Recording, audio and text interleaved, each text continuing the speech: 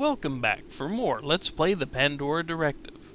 If you recall, we had done some quick exploration of the Mayan temple and found Oliver Edson. We found his puzzle box before we found him, but either way, the hotel manager's suspicions were correct and he did not survive. It would help if I actually went the right way and not just... Dish.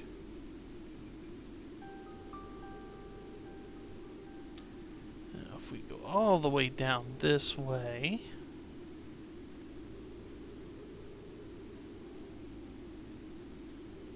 And passing up on our left should be the snake room. Yep.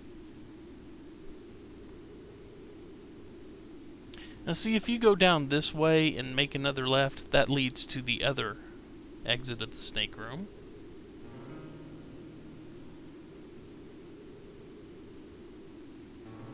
Come on. Make a little twisty turns here. Wait.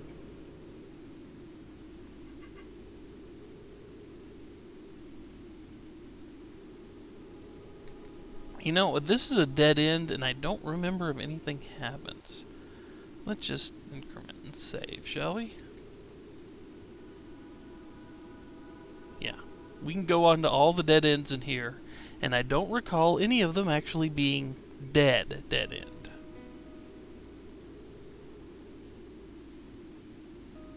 I think we just want to keep going this way.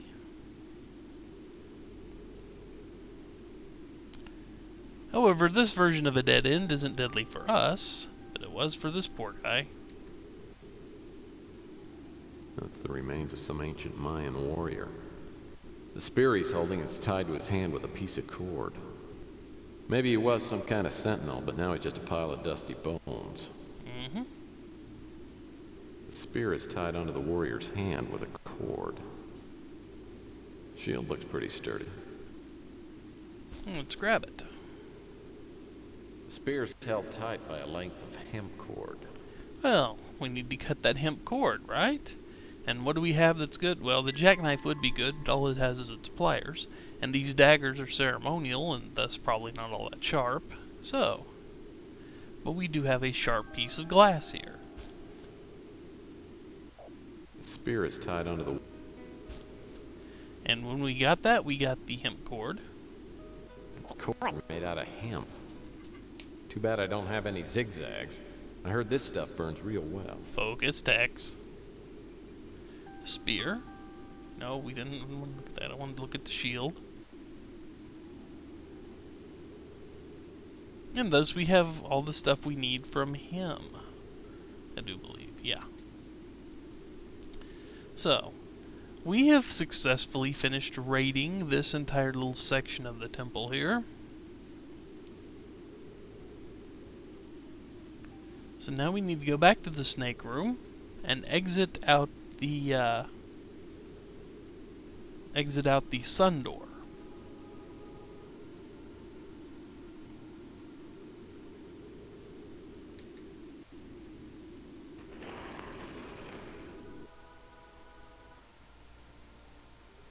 It's now directly across from us. Symbol on...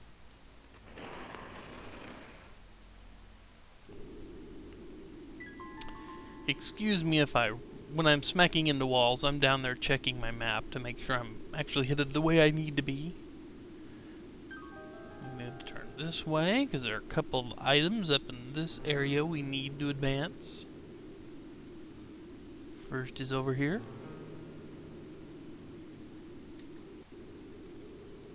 Appears to be some kind of hatchet.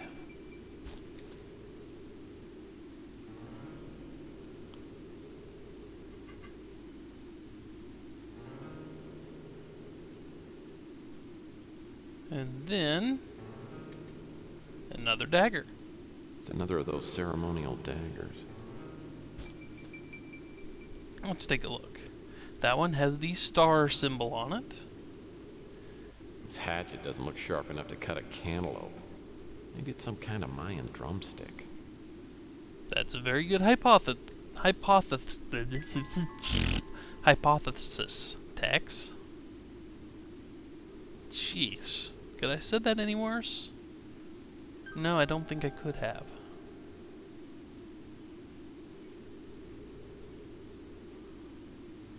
Let's see.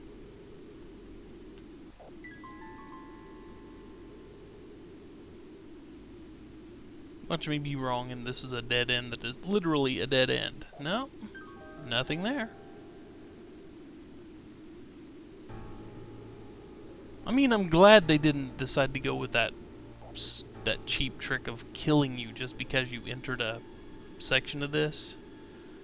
But now, let's pay attention here. The symbol on this door looks like two birds.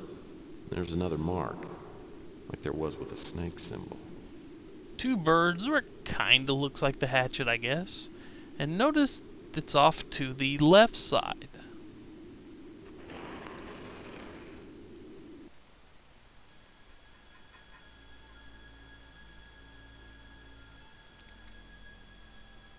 There's a star symbol over this door. These doors work like the ones in the first chamber. I'll probably need to do something on the altar to open them. The pictures on the wall show some kind of musical celebration. In one section, two Mayans are blowing horns with two gemstones between them. Could mean that the gemstones on the altar can make sounds and that pairs of them have the same tone. Which is pretty much exactly how you have to solve this next puzzle. The picture 13 gemstones attached to the top of this altar. The stones are slightly chipped and cracked as though they've been struck with something repeatedly. Maybe this is some sort of Mayan xylophone. Thank you, Tex, for clearly illuminating what we need to do. This could be nothing more than a large Mayan billboard. Well, as far as you know. It's probably instructions, though. My ex-wife would have loved the picture. Yeah, not much else to look at in here. But if you'll notice, you only have the black sun and the star doors to go anywhere with.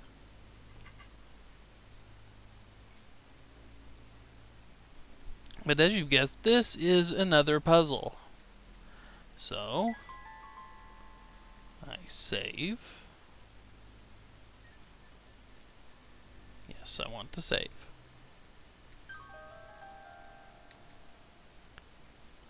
And we use this. And now, my writing does not fail me, you do indeed have to find the matching pairs of crystals, with one crystal being the odd crystal out, so to speak. So, there's a pair. There we go.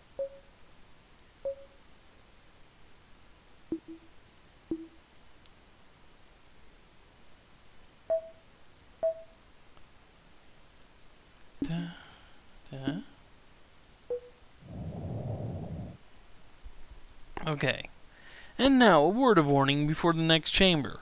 Save your game before you walk in there.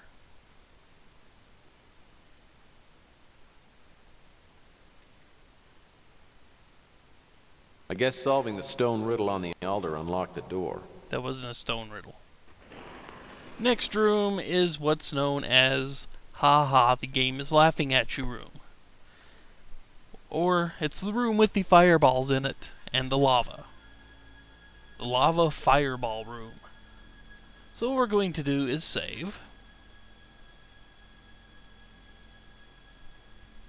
And what's going to happen in this next room is I'm going to have to traverse a maze. I know the shortest path, at least to get to the first part of the other side, but as I'm doing this, there will be fireballs that get launched at me from the far side of the room. They kind of move at this downward slope of an angle, but they're still going to be pretty low. They're still going to be far and away low enough to hit me before I get past the halfway point. So, this may take an attempt or two to get through. Besides the fact, if I start getting really, really fast, I will fall off the edges of this and dip into the lava below. Be prepared for hilarity, folks. I think I'll do all of these attempts I think I'll put them all in and let you guys laugh at my miserable failure, if there is any. So, shall we continue? Step 1 is to get low. Man, this place is nasty. Looks like I'll need to get across this chamber to those 4 doors on the other side. Yep. Of course, I'm sure only one of them is the correct one. Yep. And if I fall off these walkways, I'm gonna end up taking my first and last mud bath. Yep.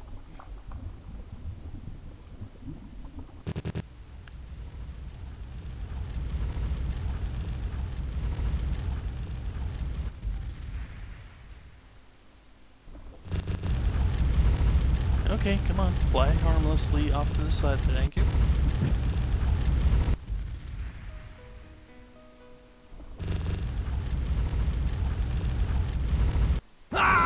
Nope, wasn't fast enough.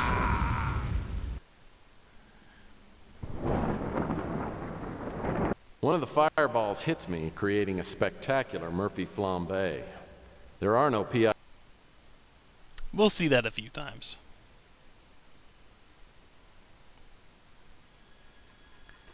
Oh, I hate this area. I'll eventually get through. This place is nasty. Come on. Who's first? We gotta pay attention to which fireball is going off.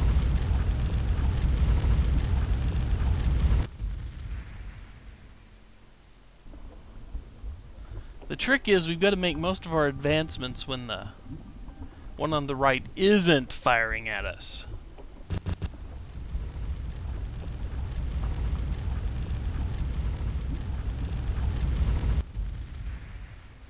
Yeah, and they do a pretty good job of homing at you, too.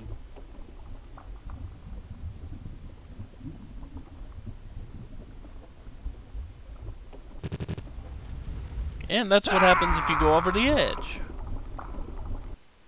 Darn it. I stumble over the edge and into a seething pool of lava. Within seconds, I resemble the layer of mozzarella on a bowl of French onion soup.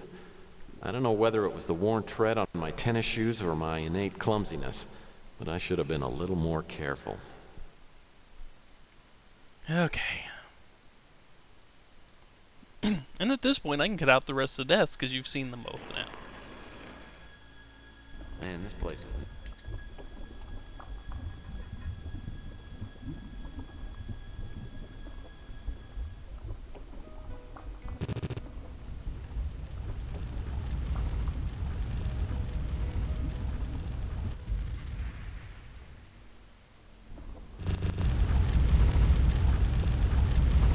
Nope. One of the fire...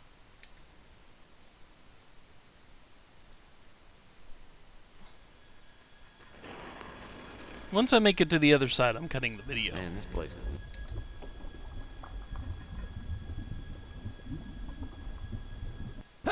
For very good reason.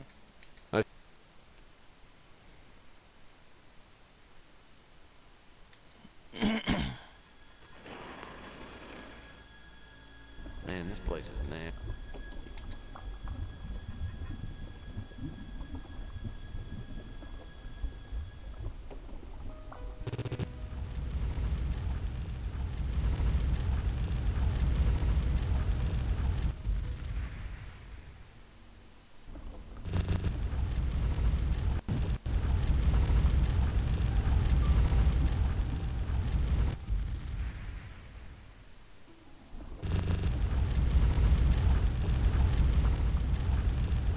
Okay, I should be at the other side. I should be relatively safe from here on out. Because now, as long as I stay squatted, the fireballs will just pass harmlessly over me. So, thank God that's over.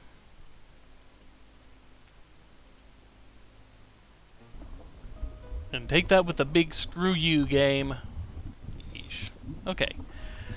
Like I said, since I'm over here now, I'm going to cut the video, and when we come back, we will start exploring these doors and seeing if we can figure out how to progress. So, take care, folks. See you next time.